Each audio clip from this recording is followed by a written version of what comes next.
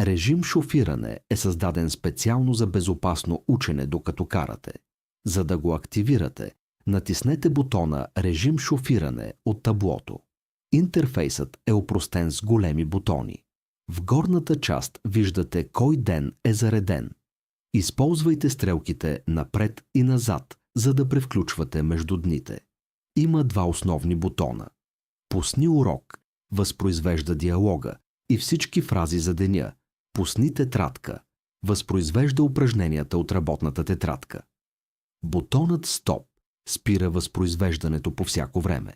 Не е нужно да гледате екрана, просто слушайте и повтаряйте. Важно!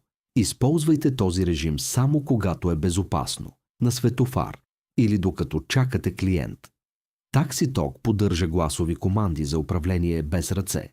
Натиснете бутона с микрофона и кажете командата на български «Пусни» или «Play». Стартира аудиото «Стоп» или «Спри». Спира аудиото «Напред» или «Следваща». Следваща фраза «Назад» или «Предишна».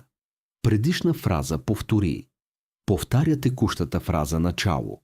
Връща се в началото, гласовите команди работят най-добре в тиха среда. Ако има много шум, може да използвате бутоните на екрана